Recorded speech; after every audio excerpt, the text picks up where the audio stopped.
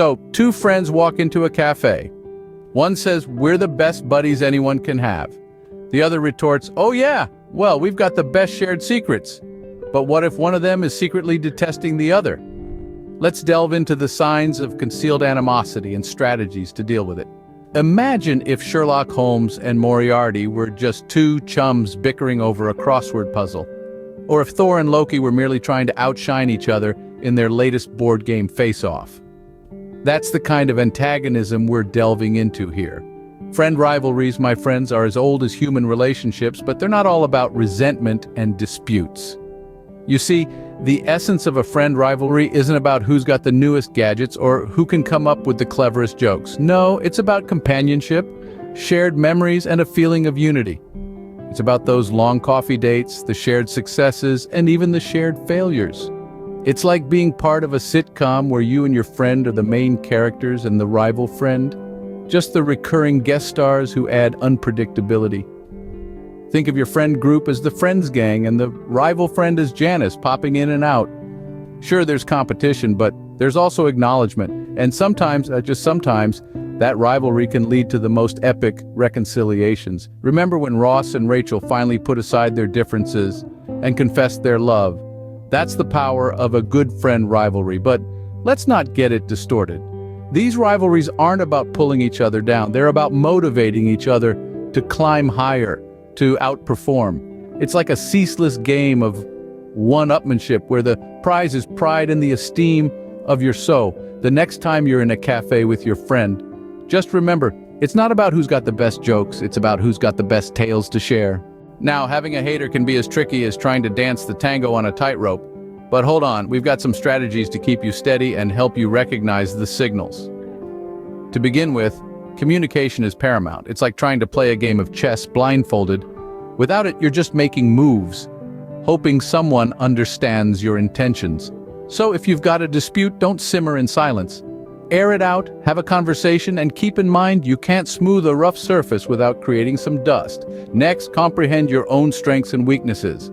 Consider yourself as a precise piece of machinery. You wouldn't try to make your coffee maker bake a cake, would you? No, you need to understand what you excel at and let that shine. So if you're a cerebral person, lean into that. If you have the charm of a cactus, perhaps steer clear of the diplomatic duties. And most, keep your sense of humor intact. Look, haters can make things heated like a scorching day in the desert, but with a touch of humor, you can diffuse the tension. It's like the lemon in your lemonade. It might sour things slightly, but it prevents the whole situation from burning up. So share a laugh, lighten up, and remember, a shared chuckle is a hater disarmed. Now you might be thinking, this sounds as tough as finding a needle in a haystack. And you're right, it's not a walk in the park, but just like that elusive needle, with a bit of patience, a pinch of perseverance, and maybe a sprinkle of good old-fashioned serendipity, you'll navigate your way, and believe me, the journey is rewarding. Recall, navigating through the maze of haters is like dancing.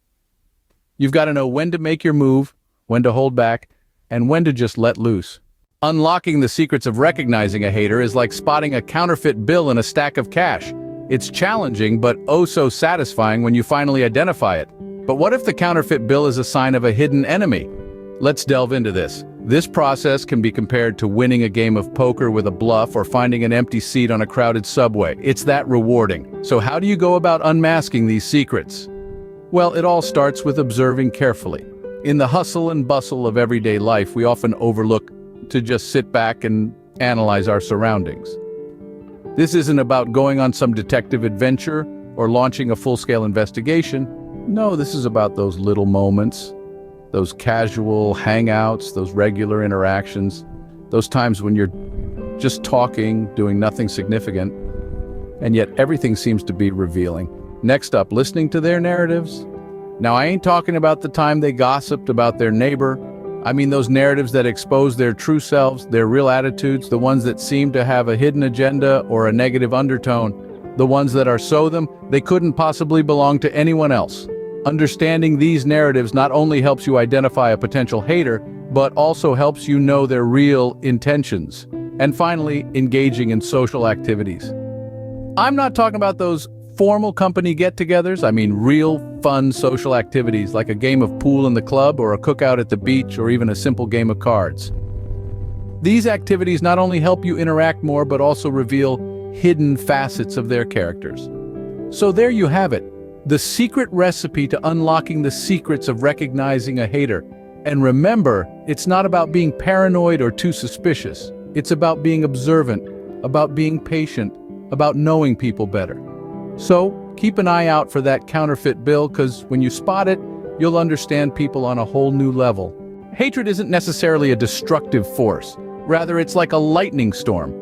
A little bit can electrify your life, but too much can wreak havoc. But what if that storm is quietly brewing due to a friend? Let's learn how to exploit this hatred for good. Consider the occasional tension between you and those you're closest to, which propels everyone to continuously evolve. Visualize yourself in an impromptu debate with your friends. Everyone's vying to outwit each other, right? That's where the camaraderie gets ignited. That's where you encourage each other to grow smarter, to push boundaries, to aim further. Sparks, the perseverance. It's all part of the spirited competition. Now, carry this same energy into your tight-knit circle. You've got your crew, your closest allies, your ride or dies. Just like in that spontaneous debate, everyone's aspiring to be the sharpest, to outsmart each other in a sporting way. No one's trying to annihilate their buddy, just nudging them a bit, pushing them out of their comfort zone.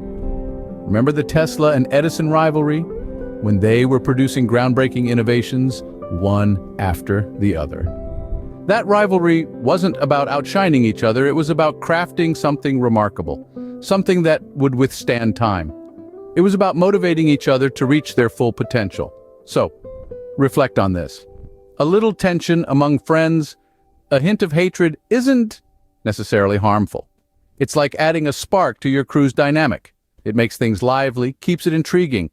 It can stimulate, inspire, and drive your crew to accomplish what seemed unattainable. But be wary, too much lightning and you might blow a fuse. Keep things friendly, keep it light. Don't let the hatred escalate into a full-fledged conflict. So inject dose of rivalry into your crew dynamics. Just remember to have a circuit breaker at hand in case things get too intense. So what's the ultimate goal in dealing with haters? Well, it's not about who's got the most clapbacks or the wittiest comebacks. It's about recognizing their negativity and addressing it with grace. Let's delve into the real secret to navigating haters' tactics. Now you might be wondering, do I need to be as cool as Drake or as fierce as Taylor Swift to deal with haters?